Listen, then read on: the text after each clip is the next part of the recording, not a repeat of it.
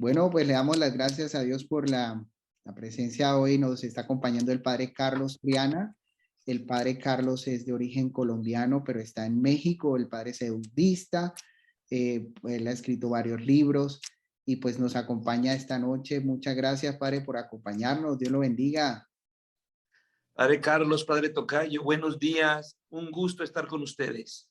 Bueno, pues si quiere, padre, vamos a empezar con una oración agradeciéndole al Señor por este regalo que nos da de compartir como hermanos. En nombre del Padre, del Hijo y del Espíritu Santo. Amén. Te damos gracias, Señor, por este compartir. Te damos gracias, Señor, por el Padre Carlos, por todo su ministerio, por todos los sacerdotes que nos acompañan. Te pido que lo bendigas y nos bendigas a nosotros y nos dé la gracia de ser fieles a ese llamado, a esa bendición de estar siempre unidos a ti, al Cristo vivo. Bendícenos, guárdanos y siempre, Padre, el Hijo, el Espíritu Santo. Amén. Padre, Hijo, Espíritu Santo. Amén. Pues, Padre Carlos, siga usted. ¿Ya?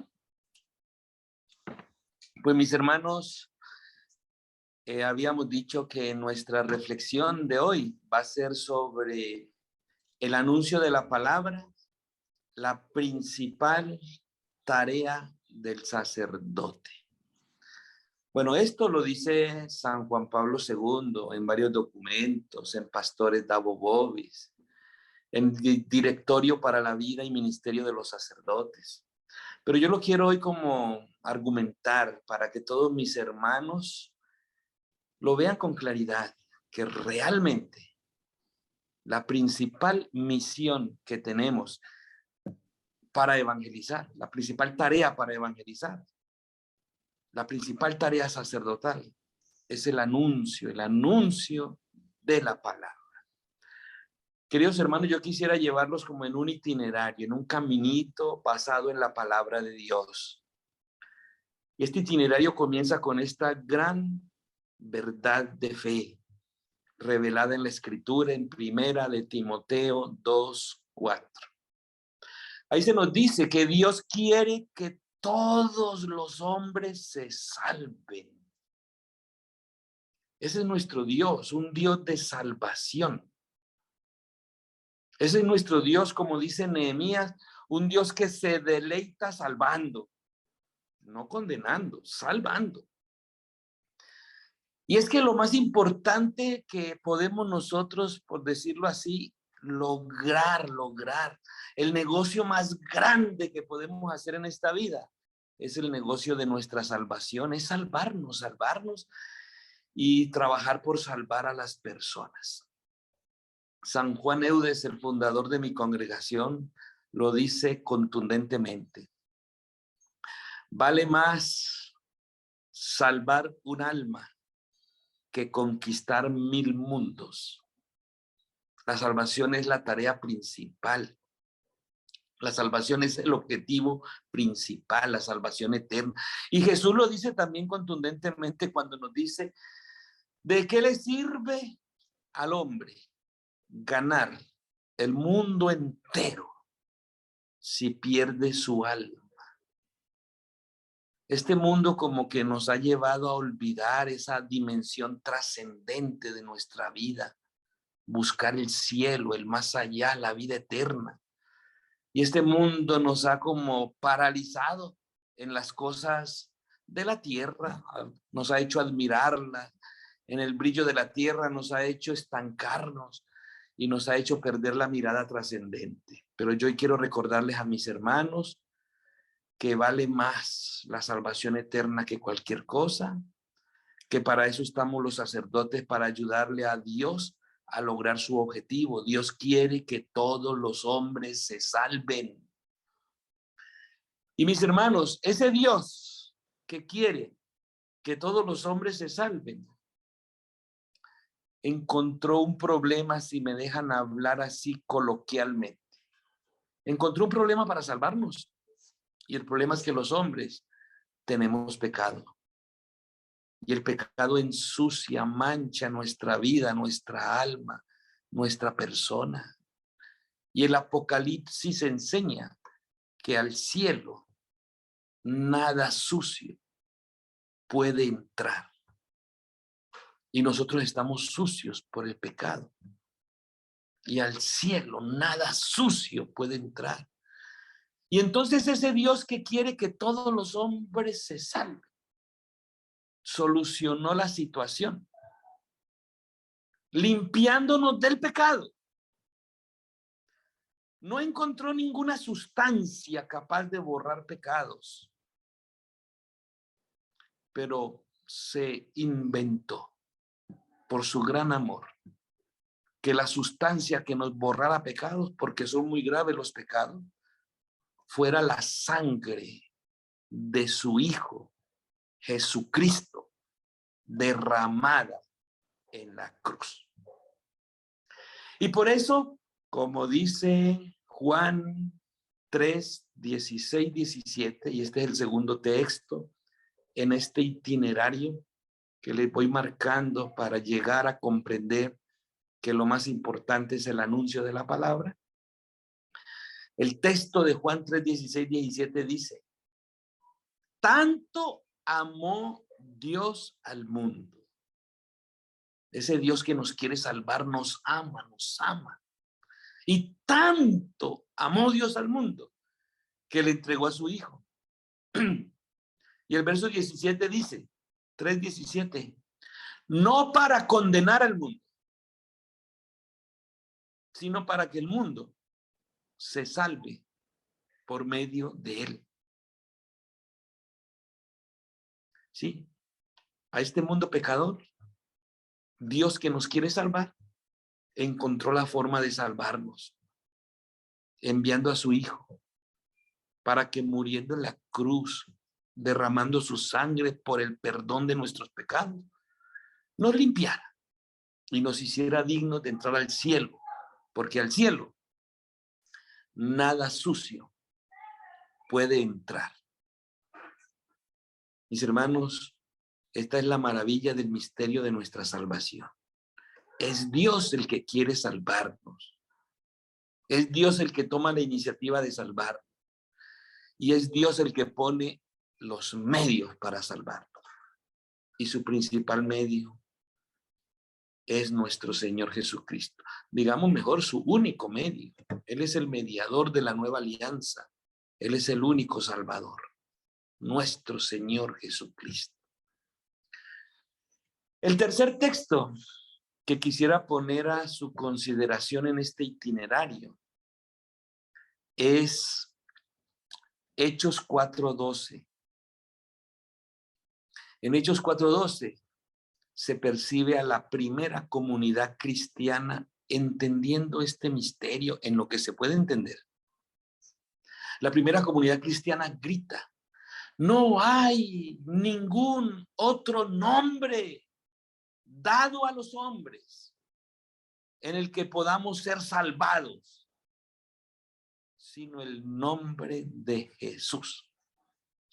Ustedes saben, mis hermanos, que nombre en la Biblia es sinónimo de persona. El nombre significa la persona.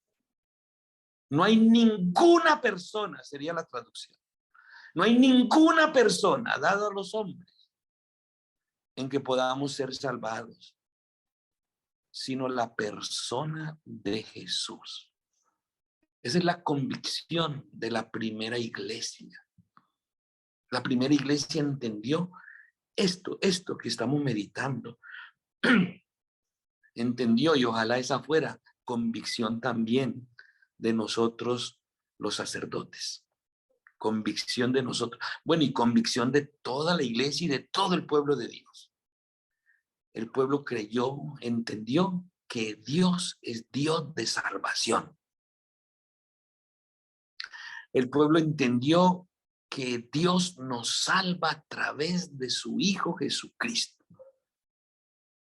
Jesucristo nos salva con su sangre derramada en la cruz, que nos limpia del pecado, que es lo que impide nuestra salvación porque nos mancha, nos ensucia.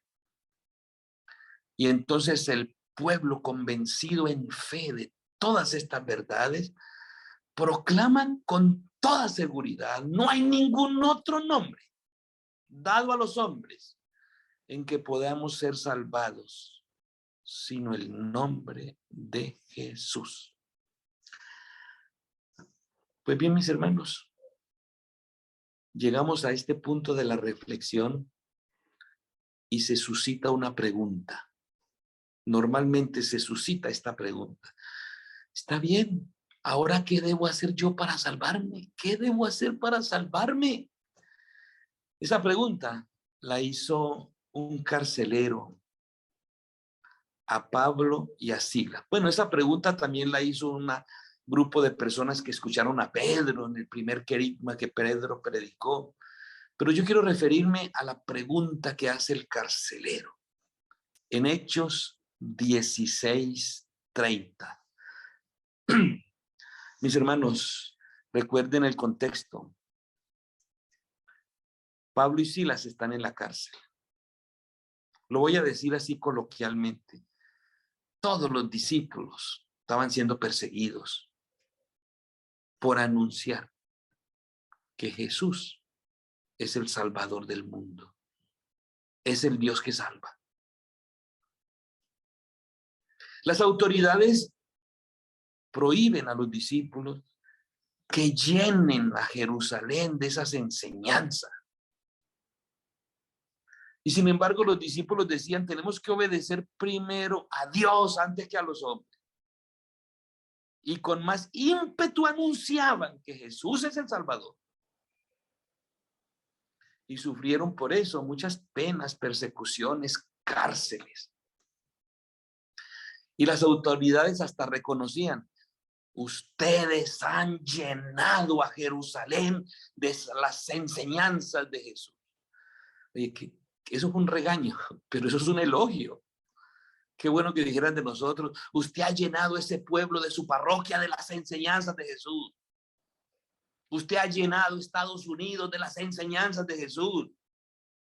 Usted ha llenado su familia de las enseñanzas de Jesús. Qué elogio tan bello que nos dijeran eso, por haber predicado la palabra con valentía. Pues bien, en ese contexto podemos ver a Pablo y a Silas en la cárcel, los anunciadores del Dios que salva, Cristo el Señor. Y dice la palabra que cuando llegaron a la cárcel se pusieron a orar. Y usted y yo preguntémonos a quién oraban. Pues a ese Dios que salva, que anunciaban. Y yo me imagino que contagiaron con su oración a muchos otros prisioneros que había allí. Y hasta pudiéramos presumir que ahí nacieron los grupos de oración en la cárcel, con Pablo y Silas, pequeños grupitos orando. Y el carcelero pues sabía toda la situación. A los apresaron por anunciar a Cristo que salva. Y estos están ahí en la celda orando al Cristo que salva. El carcelero se fue a dormir. Y dice la palabra de Dios que a medianoche hubo como un temblor. Se abrieron las puertas de la cárcel. Dios escucha. Él es el Dios que salva. Él escucha a quien le suplica salvación, al que cree que Él es el Dios que salva. Y eso es lo que anunciaban y creían Pablo y Silas, y a Él le oraban. Y les abrió las puertas. Y el carcelero se despertó asustado y vio las puertas abiertas. Y lo primero que pensó fue, se escaparon. Y dice la palabra que pensó suicidarse, que quiso suicidarse, iba a suicidarse. Porque es una frustración muy grande y un fracaso para un carcelero que se le escapen los prisioneros. Y eso manifiesta que cuando muchas personas tienen fracasos y frustraciones, buscan desaparecer. En vez de enfrentar las cosas, buscan desaparecer, matarse. Pues bien, cuando se iba a suicidar, Pablo y Silas le dijeron, no te hagas daño. Aquí estamos todos, no nos hemos escapado. Como era de noche, como no había luz, el carcelero los llevó así como a donde había una claridad, dice la palabra, para ver si de veras no se habían escapado y eran ellos. Y cuando vio que eran ellos los que oraban y predicaban al Dios que salva, se arrodilló y les dijo, Señores, ¿qué debo hacer para salvarme? Hechos 16:30. Señores, ¿qué debo hacer para ser de ese Dios que salva y que me salva? ¿Qué debo hacer? Esa es la pregunta del carcelero, mis hermanos sacerdotes. Pero es la pregunta del campesino de tu comunidad. Es la pregunta del indígena de aquí de Guerrero. Es la pregunta del ama de casa, de las familias. Es la pregunta de jóvenes. Es la pregunta del policía. Es la pregunta del creyente. Y es la pregunta hasta del no creyente, porque todos tenemos una ansia de felicidad, de salvación, de eternidad. Y en el fondo el ateo se dice, ¿qué debo hacer para que esta vida sea plena? Es la pregunta de la humanidad. ¿Qué debo hacer para salvarme y encontrar vida plena, vida feliz? Y Pablo y Silas le responden en Hechos 16:31. Si tienes fe en el Señor Jesús, te salvarás tú y tu familia. Si tienes fe en el Señor Jesús, te salvarás tú y tu familia. Hermanos, hermanos todos, el camino de la salvación es el camino de la fe en Cristo Jesús. ¿Y por qué fe en Cristo Jesús? Por lo que dijimos anteriormente, porque no hay ningún otro nombre dado a los hombres en que podamos ser salvados, sino el nombre de Jesús. Por eso, si tienes fe en el Señor Jesús, te salvarás tú y tu familia. Ahora yo tengo que hacer aquí todo un rodeo y un coloquio sobre lo que es tener fe en el Señor Jesús, mis queridos hermanos. Porque no se trata de la fe dogmática. Esa no es la fe que salva. No estoy diciendo que no sea importante. Claro que tenemos que adherirnos a la fe dogmática, creerla, aceptarla, conocerla, profundizarla. Pero esa no es la fe que salva. Aquí en Guerrero, yo tengo muchos grupos guerrilleros que creen en Cristo con fe dogmática. Porque muchos de ellos, o la mayoría, fueron catequizados y fueron hijos de familias católicas, son hijos de familias católicas. Y esas personas creen que hay un Dios, que es Trinidad.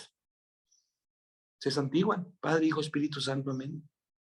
Pasan por las iglesias, Padre, Hijo, Espíritu Santo, amén. Pasan por una imagen de la Virgen de Guadalupe, Padre, Hijo, Espíritu Santo, amén. Esas personas creen que Cristo es el Hijo de Dios y el Hijo de María. Y en la Navidad celebran la Navidad y ponen su nacimiento en sus ranchos, en sus casas. Y esas personas también creen que el Espíritu Santo viene en Pentecostés y que lo envía Jesús. Y esas personas también creen que la iglesia la fundó Cristo y es una. Y esas personas creen en la Virgen María, en los santos, en la Inmaculada Concepción, en la Virgen de Guadalupe. Algunos tienen tatuados los santos, la Virgen, a Cristo. Cargan cadenas con Cristo, con San Judas Tadeo. Tienen fe dogmática. Pues es que Santiago lo dijo. Hasta el demonio cree y tiembla. Estas personas creen en Dios. Estas personas creen en la resurrección, van a los difuntos, van a rezar por sus difuntos. Estas personas mandan bautizar sus hijos. Tienen fe dogmática. Pero es que esa no es la fe que salva. Tienen fe dogmática y están haciendo el mal. Y están secuestrando. Y están matando. A ver, yo quiero hacer un rodeo sobre eso de la fe que salva. Si tienes fe en el Señor Jesús, te salvarás tú y tu familia. ¿Cuál es la fe en el Señor Jesús? La fe en el Señor Jesús es llegar a la convicción que es un don de Dios, del Espíritu. Llegar a la convicción de que Cristo es mi Salvador, que me va a llevar al cielo. Y cuando yo llego a esa convicción profunda, entonces pongo a girar mi vida alrededor de mi Salvador. Ya no quiero otra cosa, sino que mi vida gire alrededor suyo, porque Él es el que me va a salvar. Ya no quiero sino salvación eterna a través de Cristo. Y entonces me adhiero a Él. Esa es la fe que salva, una adhesión vital a Cristo. Y toda mi vida empieza a girar alrededor suyo, alrededor de su palabra, alrededor de sus promesas, alrededor de sus exigencias, alrededor de su mandamiento del amor, alrededor de su iglesia cuerpo místico y por tanto de los sacramentos y la vida de gracia. Ya yo empiezo a vivir alrededor de Cristo, como decimos, vivir por Cristo, con Él y en Él. O vivir por Cristo, para Cristo, en Cristo, de Cristo y desde Cristo. La fe que salva es una adhesión vital al Señor Jesús. Y ya mi vida cambia. Dejo todo por ponerme a vivir alrededor de Jesús, con Él y en Él. Cuando Pablo y Silas le dijeron al carcelero, si tienes fe en el Señor Jesús, te salvarás tú y tu familia. No le dijeron, perdonen el anacronismo, no le dijeron, apréndete el credo para que te salves. El credo es la fe dogmática. Creo en Dios Padre, creo en su Hijo, que nació de la Virgen, que murió y resucitó, que subió al cielo, y creo en el Espíritu, y creo en la iglesia. Esa es la fe dogmática. Ellos no le dijeron, ten fe dogmática y te salvarás tú y tu familia. Apréndete los dogmas de la iglesia y acéptalos en tu corazón y te salvarás tú y tu familia. No. Ellos le dijeron, adhiérete al Salvador en fe. Haz que tu vida sea una vida en Cristo. Deja todo lo demás y te salvarás tú y tu familia. Bueno, para precisar esto podemos ir a la carta de Santiago, porque Santiago complementa a Pablo. Pablo dice, si tienes fe te salvarás tú y tu familia. Y Santiago dice, pero fe con obras. Pero fe con obras. Porque una fe sin obras está muerta. Y se refiere a obras buenas, a obras de amor, a obras de caridad. Muéstrame tu fe sin obras y te diré, no sirve para nada. En cambio, con mis obras te compruebo mi fe. Es fe con obras, es una fe que mueve a las obras. Les voy a regalar, perdónenme que hable así con estilo catequético, les voy a regalar 2 textos maravillosos en este contexto. El uno es Gálatas 5:6. Y lo dice Pablo, que ya entendió la lección, que no es solamente fe, sino fe con obras. Cuando está la iglesia discutiendo si debe circuncidar a los paganos que han llegado a ser cristianos, cuando están discutiendo si deben circuncidarlos para que se salven, porque la mentalidad judía es que la salvación es de los circuncidados, de los que pertenecen al pueblo de Dios. Y ahora el nuevo pueblo de Dios es la iglesia, y la pregunta es, ¿y también debemos seguir haciendo la circuncisión para marcarlos para la salvación? Lo que salva es la circuncisión, ¿sigue salvando la circuncisión? En ese momento Pablo dice, no, ¿qué cuento de circuncisión? Ni lo que salva es la circuncisión, ni lo que condena es el paganismo o la incircuncisión. Estamos en una nueva economía, dice Pablo, economía de salvación. Y ahora lo que salva Gálatas 5:6. Lo que salva es la fe en Cristo, que actúa en la caridad. Es fe con caridad. Es fe con obras de caridad, con obras de amor. Como decía Santiago, una fe sin obras está muerta. Lo que salva es una fe en Cristo con obras de amor. Lo que salva es una adhesión a Cristo que me mueve a ser bueno, a obrar el bien, a hacer obras de amor y de misericordia.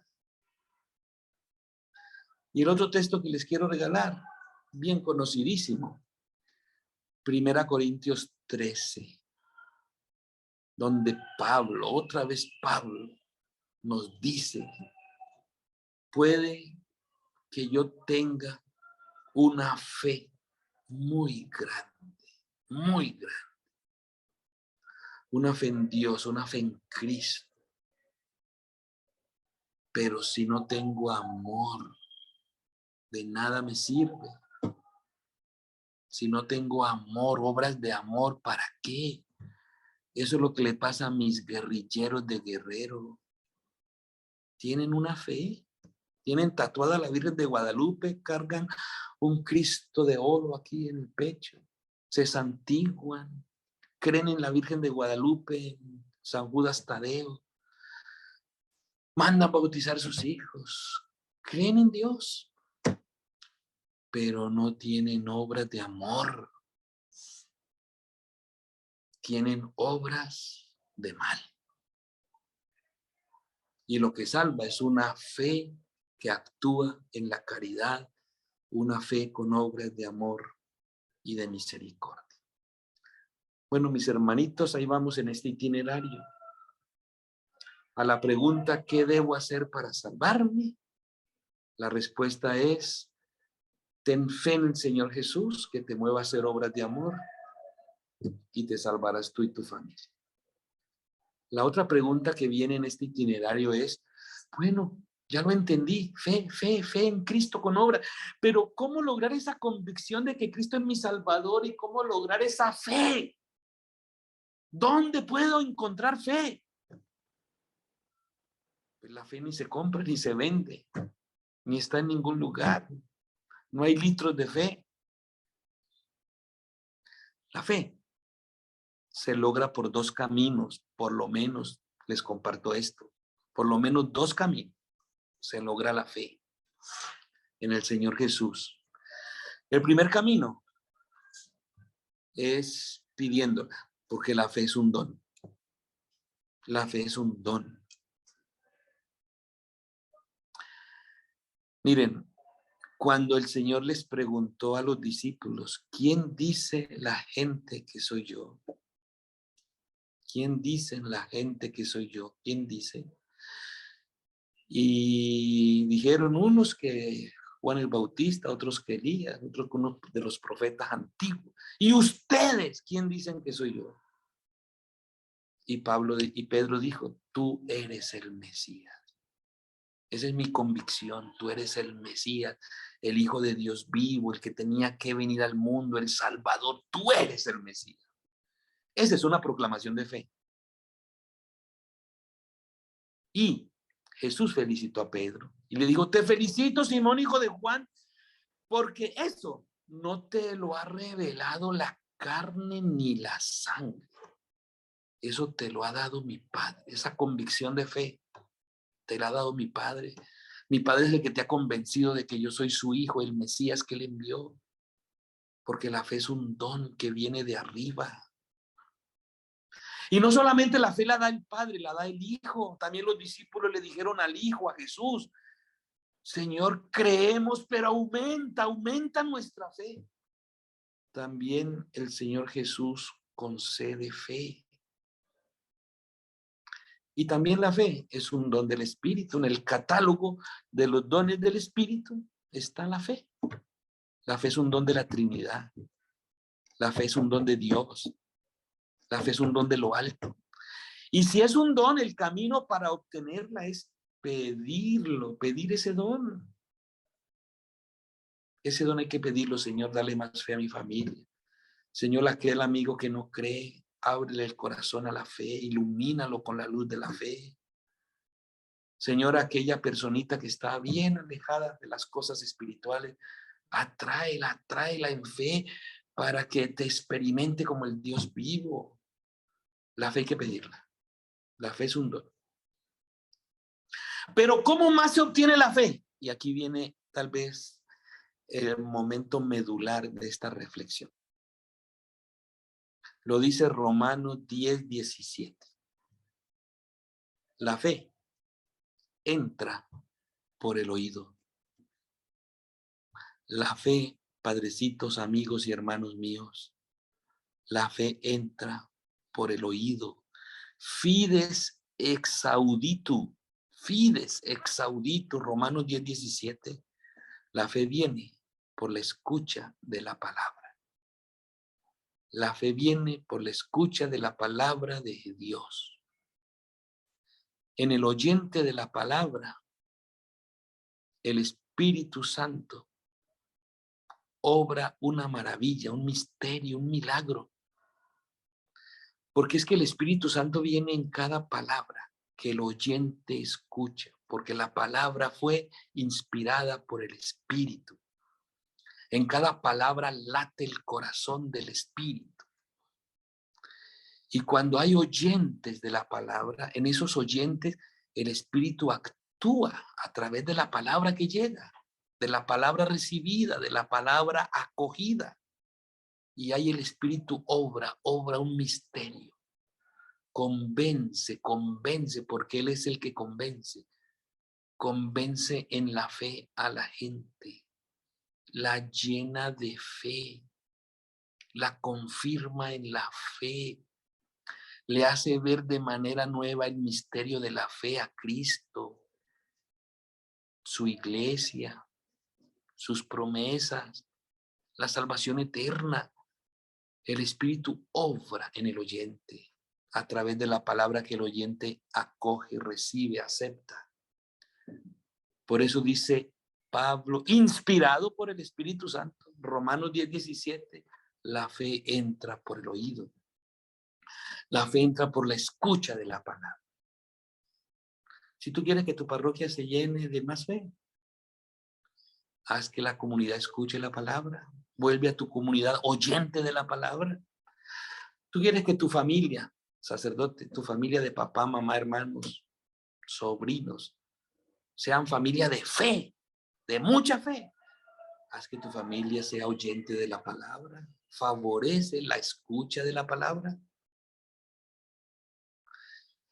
Pues bien, ¿y cómo va a haber oyentes de la palabra si no hay quien la proclame? Si no hay quien la anuncie. Y estoy parodiando a Hechos 8. Hechos 8. Cuando el Espíritu Santo le dijo a Felipe, sube a ese carruaje donde viene el eunuco de Candaces, un alto funcionario etíope. Ese funcionario tiene interés en las cosas de Dios. Tiene una inclinación espiritual. Y está leyendo la Biblia, está leyendo el rollo de la palabra. Sube allí. Y Felipe, obediente al Espíritu, subió al carruaje. Y encontró al eunuco leyendo la palabra, Isaías. Y le dijo, ¿entiendes lo que estás leyendo?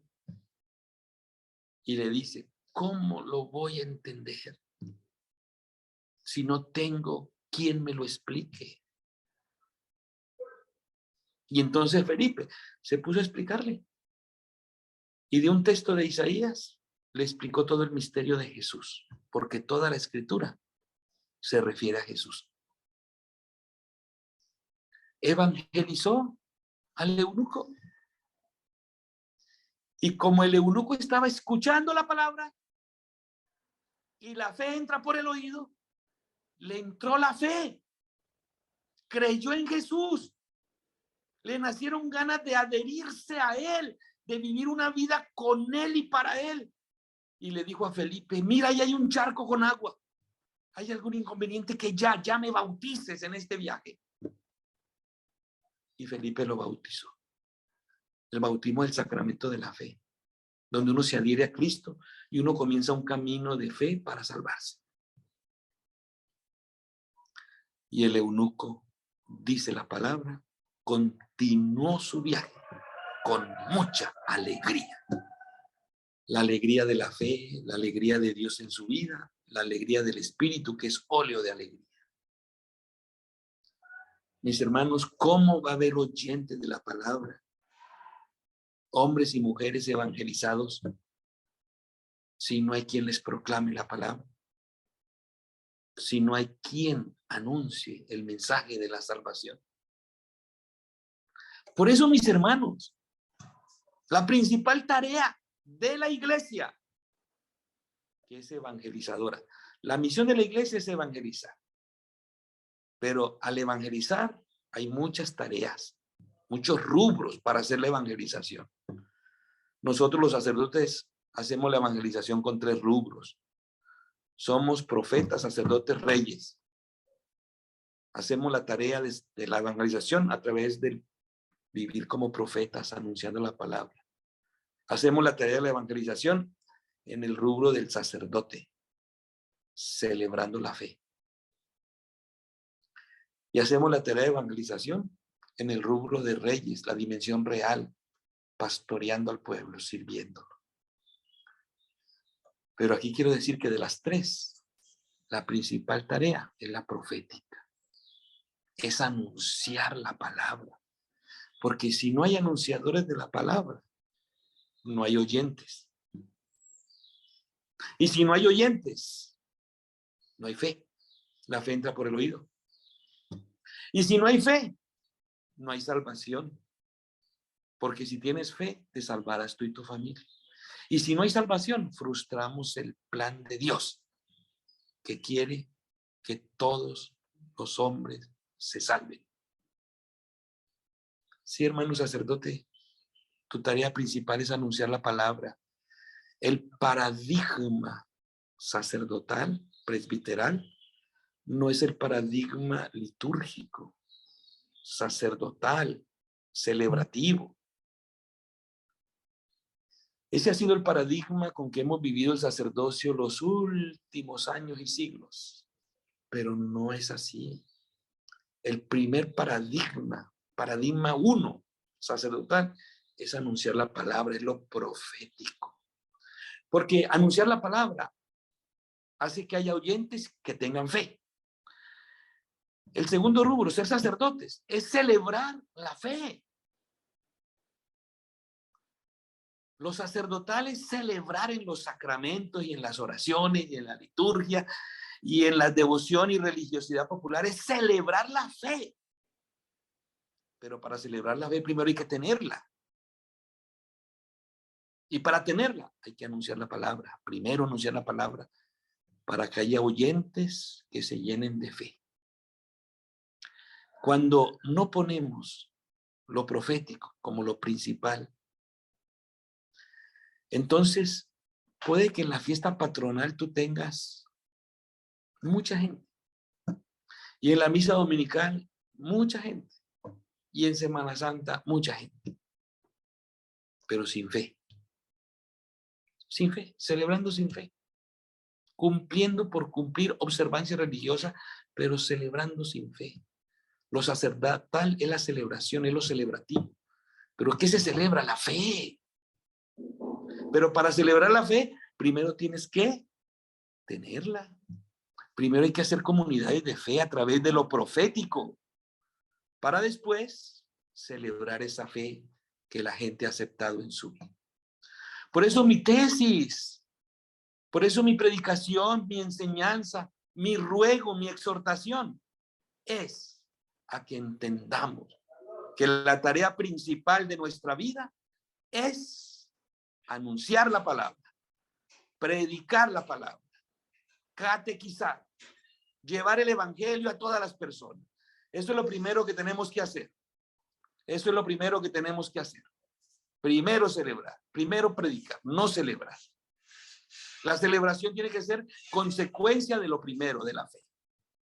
Por eso Jesús mandó a los discípulos, vayan por todo el mundo a anunciar el evangelio. ¿Por qué nos mandó a todo el mundo? Porque Dios quiere que todos los hombres se salven. Y para eso necesitan fe. ¿Y dónde están todos los hombres? Pues en todo el mundo. Nuestra tarea es llevar la palabra a todo el mundo. La principal tarea. Llevar la palabra a todo el mundo. Y llevarla no solo por los caminos físicos, geográficos. Hoy, por los caminos digitales. Hacer que la palabra llegue. Que se genere un pueblo de fe. Un mundo de fe. Y después, ahí sí, lo segundo. Celebrar la fe. Lo litúrgico. Lo devocional, lo cultural. La piedad popular. Pero primero, anunciar la palabra. Si no hay palabra anunciada, no va a haber oyentes. Si no hay oyentes, no va a haber fe. Si no va a haber fe, no va a haber nada. No va a haber salvación y queda frustrado el plan de Dios. Pero Dios no deja que su plan se frustre. Él quiere salvarnos a todos. Y Él quiere hoy moverme, a que retomemos nuestra misión de evangelizadores, sabiendo que el primer compromiso es anunciar la palabra como profetas suyos que somos en este mundo. Gracias, Señor, por darnos esta palabrita, esta luz. Ahora capacítanos con tu espíritu para poder convencernos de ello y llevar esta palabra a la práctica. Te lo pedimos a ti, Señor Jesucristo, que vives y reinas por los siglos de los siglos. Amén. Carlitos, este es mi aporte. Muchas gracias, Padre Carlos Triana. Muchas gracias por este compartir, por su energía, por esa pasión que tiene para compartir la palabra y por retarnos cada día más a compartir esta palabra y este mensaje. Muchas veces una de las críticas que a veces tiene la gente con los sacerdotes es eso, no, la prédica a veces se rutiniza, no se comparte la palabra, se habla de muchos otros temas en la homilía que no es ni la palabra. Entonces, pues muchas gracias, Padre, por recordarnos esta misión tan importante que tenemos nosotros de compartir esa palabra. Y Padre, pues si quiere hagamos una oración y nos regala su bendición. Claro que sí. Señor Jesucristo, tú eres la palabra eterna y santa de Dios. Tú eres la palabra que está llamada a vivir y habitar en los corazones de las personas. Ven con tu Espíritu Santo a habitar en nuestros corazones. Ven a encarnarte en cada uno de nosotros. Especialmente ven a encarnarte en los sacerdotes que están escuchando este mensaje. Para que sean sacerdotes con palabra. Sacerdotes llenos de palabra. Sacerdotes anunciadores de la palabra. Sacerdotes que vivan girando alrededor de tu palabra.